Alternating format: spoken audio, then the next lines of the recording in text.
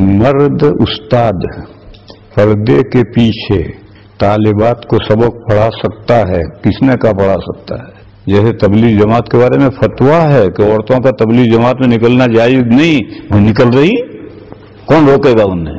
تو مردوں کا جوان لڑکیوں کو پڑھانا ہی جائز نہیں، اور مرد مدرسے پڑھا رہے ہیں تو ہم کیا کریں؟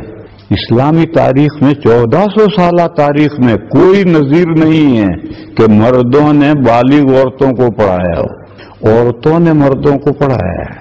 حضرت عائشہ سے صحابہ پڑھتے تھے، لیکن کسی دور میں مردوں نے بالغ عورتوں کو پڑھا اس کی کوئی نظیر نہیں کہ تم سب مولوی اکٹھا ہو۔ میں تمہیں بتاؤں، یہ جو پس پردہ مولوی پڑھاتے ہیں وہ پڑھاتے نہیں، ڈھونگ کرتے ہیں۔ ظفر الامانی مختصر المعانی کی شرح کھول کر کے پڑھتے ہیں، لڑکیوں کو کیا پتا کہ استاد بول رہا ہے یا پڑھ رہا ہے۔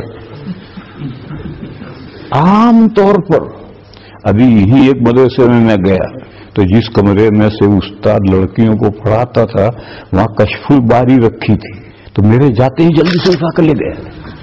ارے میں تو سب سمجھتا ہوں، یہ سب اردو شرحیں کھول کر کے استاد وہ پڑھتا ہے۔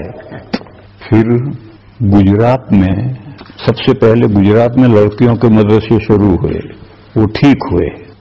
ہندوستان میں اس کو دیکھا دیکھی لڑکیوں کے مدرسے شروع ہو گئے، ویری گڈ بزنس، لڑکیوں سے فیس بھی لو، چندہ بھی کرو۔ تو میں نے ان کو کہا رہا گجرات کی تو ضرورت ہے، ہماری لڑکیاں برطانیہ میں، امریکہ میں، افریقہ میں ہیں، وہاں لازمی تعلیم ہے، 16 سال تک لڑکیوں کو لڑکوں کے ساتھ پڑھنا پڑتا ہے، ان کی عصمت محفوظ نہیں رہتی۔ ہم ماں باپ لڑکی کو تعلیم کے نام پر گجرات میں بھیج دیتے ہیں، وہاں سے گورنمنٹ سے ایجوکیشن سپورٹ بھی لیتے ہیں، اس پر بھی خرچ کرتے ہیں، کچھ اپنے جیب میں رکھتے ہیں، اور حکومت میں ڈاکیومنٹ دکھا دیتے ہیں ہمارے بچے انڈیا میں پڑھ رہی ہے، تو کچھ بھی نہیں پڑھے گی، اس کی عزت تو بچ جائے گی۔ تو ہم گجراتیوں کی تو ضرورت ہے، تعلیم پیش نظر نہیں ہے، اور لڑکیوں کے آبرو بچانا ہے۔ تم نے اس کے ذریعے سے مدرسے کھول دیے، لڑکیوں کے کمانے کا دھندا شروع کر دیا۔ تو خیر گجرات میں یہ سلسلہ پہلے شروع ہوا تھا، اور اس ضرورت سے ہوا تھا۔ کنتھاریا، آمود، 2-3 ہزار لڑکیاں ہیں، یہ ساری بھیڑ لے کر، وہ بھیڑ اس لیے اکٹھا کر لیے کہ فورن کی سب بچیاں یہاں ہیں، ان کو چاہے کچھ پڑھیں نہ پڑھیں ان کی آبرو تو محفوظ رہے گی۔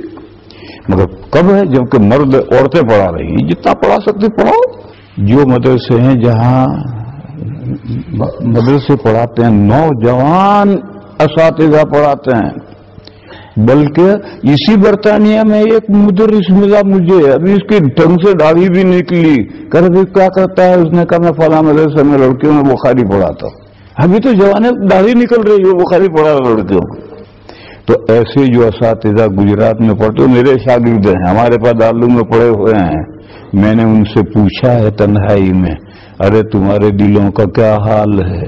تو انہوں نے کہا ہمارے دلوں کا حال بہت برا ہے، اور جب موقع ملتا ہے تو بھاگ کھڑا ہوتا ہے دوسری جگہ لڑکوں کے مدرسے میں۔ اس لیے یہ جو بھائی کہہ رہا ہے کہ طالبات کو سبق پڑھا سکتا ہے اور نہیں پڑھا سکتا، یہ تو غلط سلسلہ شروع ہو گیا ہے۔ کیا وہ طالبات کا سبق بھی پردے کے پیچھے سے سن سکتا ہے؟ پھر کہے گا کہ پھر ذرا پردہ ہٹا کر چہرہ بھی دیکھ سکتا ہے۔ ابھی پردے کے پیچھے سے عبارت سنے گا، پھر تھوڑا پردہ ہٹا کر چہرہ دیکھے گا، پھر بسم اللہ مجرہا و مرساہا، لا حول ولا قوت الا باللہ۔ کب سے حضرت تھانوی نے کہا تھا کہ 3 شرطوں کے ساتھ لڑکیوں کو جتنی تعلیم دینی ہے دو، ایک بورڈنگ نہیں، دوسرے لڑکیوں کو تعلیم دو، ڈھونگ مت کرو، اب تو ڈھونگ ہے تعلیم کا لڑکیوں کو، اور تیسرے کہ استانیہ پڑھائیں، مرد نہیں، ان کا لحاظ کر کے دو تعلیم۔ کون منع کر رہا ہے؟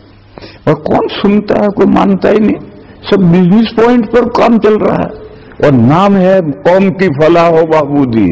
ارے قوم کی فلاح و بہبودی مولانا غلام محمد وستانوی ہیں، انہوں نے مختلف جگہ لڑکیوں کے مدرسے میں 14,000 لڑکیاں پڑھتی ہیں، وہ 9 سال عمر پوری ہوئی چھٹی جاؤ، 9 سال کے بعد نہیں رکھتے، اور 3 سال کا کورس ہے، سب سے پہلے ناظرہ، تجوید، پھر اردو کے ذریعے سے بہشتی زیور تک، اور پھر کھانا خود پکاتی ہیں لڑکیاں، کوئی باورچی نہیں، جھاڑو خود دیں گے، برتن خود دھوئیں گے، کپڑے خود دھوئیں گے، اور آپس کے حقوق، شوہر کے کیا حقوق، عورت ساس کے کیا حقوق، جیٹھ دیور کے ساتھ کیسے رہنا ہے، سب سکھلاتے ہیں۔ وہ کہتے ہیں عالمہ بنانے کی ضرورت نہیں ہے، صالحات بناؤ، مومنات بناؤ، نیک بندیاں بناؤ۔ حیدرآباد میں گئے تھے، حیدرآباد وہ شہر ہے جہاں ہر ایک اینٹ کے نیچے ایک لڑکیوں کا دارالعلوم ہے، اور مفتیاں بھی تیار ہو رہی ہیں۔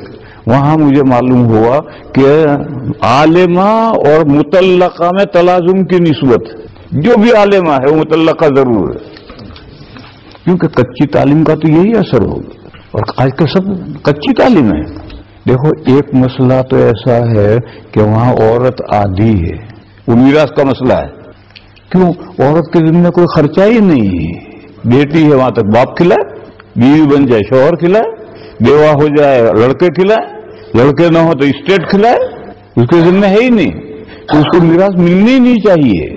اسی لیے عیسائیوں کے یہاں، ہندوؤں کے یہاں عورت کو کوئی میراث نہیں ملتی، اس کے ذمہ خرچہ ہی نہیں ہے۔ مگر اسلام نے کہا کہ اگر بیچاری بیٹی کو کچھ نہیں دیں گے تو وہ آنسو بہائے گی کہ بھائی نے سب لے لیا، مجھے کچھ نہیں ملا، تو چل آدھا تو لے لے۔ یوں وہ آدھی ہے، اس سے نمٹوں دوسرا۔ ہاں، باقی شہادت کے باب میں ایک مرد کی جگہ دو عورتیں ہیں، اور حضور سے پوچھا تھا عورتوں کی عقل کم ہے دلیل، تو حضور نے فرمایا ایک مرد کی جگہ دو کی گواہی ہے۔ تو تعلیم کا مدار بھی عقل پر ہے، یہ ذہین ہے، یہ متوسط ہے، یہ ادنا ہے، اس کو زیادہ پڑھانا پڑے گا۔ تو جب عورتیں ناقصات العقل ہیں تو لڑکوں کے نصاب سے ان کا دگنا نصاب چاہیے، تو 7 سال میں لڑکوں کو جو آتا ہے وہ 14 سال میں ان کو آئے گا۔ اب لوگوں نے 7 کے 5 کر لی تو بیچاروں کو کچھ بھی نہیں آئے گا، تو ڈھونگ ہو کر رہ جائے گا۔